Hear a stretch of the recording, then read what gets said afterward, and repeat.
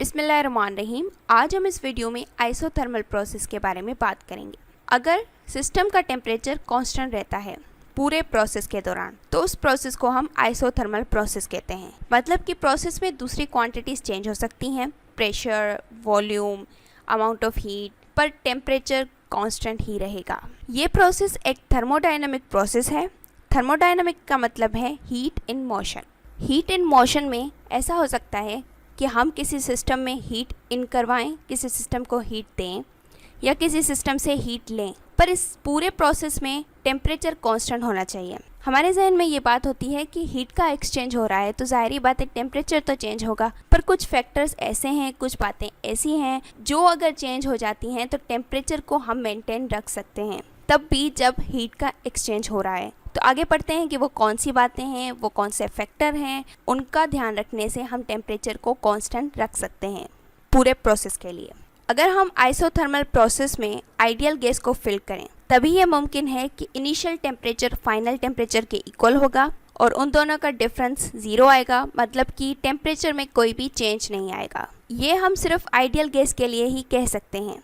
जब ideal gas fill होगी किसी भी सिस्टम में, किसी भी सिलेंडर में, किसी भी कंटेनर में जिस पे हम प्रोसेस कर रहे हैं, तो तभी ये मुमकिन है कि 100% टेम्परेचर कांस्टेंट ही रहेगा, चेंज नहीं होगा। तो जब हम आइडियल गैस की बात करते हैं तो एक लॉ हमारे जहन में आता है, वो है बॉयल्स लॉ, जो कि कुछ इस तरीके से है कि pressure is inversely proportional to volume, temperature keeped constant. Pressure अगर बढ़ेगा तो वॉल्यूम कम होगा पर टेम्परेचर कांस्टेंट ही रहेगा। बॉयल्स लॉ आइसोथर्मल प्रोसेस से रिलेट कर रहा है क्योंकि आइसोथर्मल प्रोसेस में भी टेम्परेचर कांस्टेंट है और बॉयल्स लॉ में भी टेम्परेचर कांस्टेंट है। तो इसीलिए हम ये कह सकते हैं कि आइसोथर्मल प्रोसेस बॉयल्स लॉ को फॉलो करता है। आइसोथर्मल प्रोसेस की 2 टाइप्स हैं, एक आइसोथर्मल एक्सपांशन, दूसरी आइसोथर्मल कॉन्ट्रैक्शन। पर इन दोनों टाइप्स में टेम्परेचर को कांस्टेंट रखना है। अब ये बात कर लेते हैं कि कौन सी चीज़ों को हम चेंज करेंगे तो टेम्परेचर कांस्टेंट ही रहेगा। आइसोथर्मल प्रोसेस में हम एक सिलेंडर लेंगे, एक कंटेनर लेंगे जिसमें एक मूवेबल पिस्टन है एयर टाइट, जो कि इंसुलेटेड है, और उसकी जो वॉल्स हैं कंटेनर की वो भी इंसुलेटेड हैं, मतलब कि कोई भी हीट का एक्सचेंज नहीं हो सकता। पर उसका जो बेस है वो कंडक्टिंग है, जहाँ पर हमने एक हीट रिजर्वर रख दिया है और इस पूरे कंटेनर में आइडियल गैस फिल्ड है। तो सबसे पहले हम आइसोथर्मल एक्सपांशन की बात करते हैं। तो उसमें ये जो पिस्टन पर वेट्स रखे हुए हैं उनको आहिस्ता आहिस्ता निकालते जाएंगे, तो ये पिस्टन आहिस्ता आहिस्ता ऊपर होता जाएगा, मतलब कि वॉल्यूम इंक्रीज़ हो जाएगा और प्रेशर डिक्रीज़ हो जाएगा। वॉल्यूम बढ़ गया, प्रेशर कम हो गया।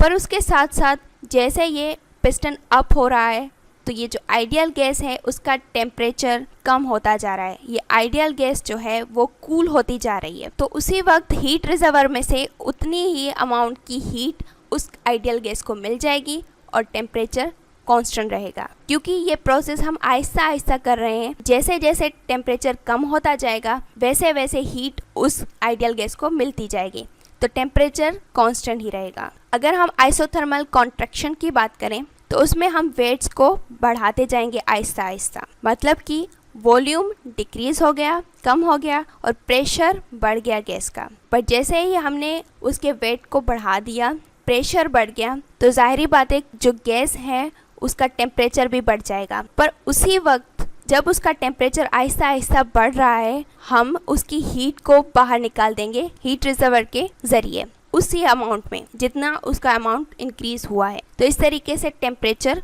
कांस्टेंट ही रहेगा आइसोथर्मल कॉन्ट्रैक्शन में। अगर हम फर्स्ट लॉ ऑफ थर्मोडायनामिक्स को यूज़ करें, उसकी इक्वेशन को यूज़ करें, जैसे कि वो है Q = W + ΔU। कोई भी प्रोसेस हो, आइसोथर्मल प्रोसेस हो, आइसोबैरिक प्रोसेस हो, आइसोकोरिक प्रोसेस हो या कोई भी थर्मोडायनामिकल प्रोसेस हो, उसमें इंटरनल एनर्जी का चेंज हम इस तरीके से लेते हैं कि number of moles, molar specific heat at constant volume into change in temperature. पर यहाँ पर हम बात कर रहे हैं आइसोथर्मल प्रोसेस की, जिसमें हमें याद है कि टेम्परेचर चेंज नहीं होता, तो ΔT 0 है, तो इसीलिए अगर हम डेल्टा टी की जगह 0 पुट करेंगे, चेंज इन इंटरनल एनर्जी भी 0 हो जाएगा। तो उसको हम अगर इक्वेशन में पुट करें तो Q is equals to W plus 0, Q is equals to W। मतलब कि आइसोथर्मल प्रोसेस में जितनी अमाउंट ऑफ हीट उस प्रोसेस को दी जाती है उतना ही वर्क होता है। आइसोथर्मल प्रोसेस की इक्वेशन है Q is equals to W। पर अगर हम आइसोथर्मल एक्सपांशन की बात करें,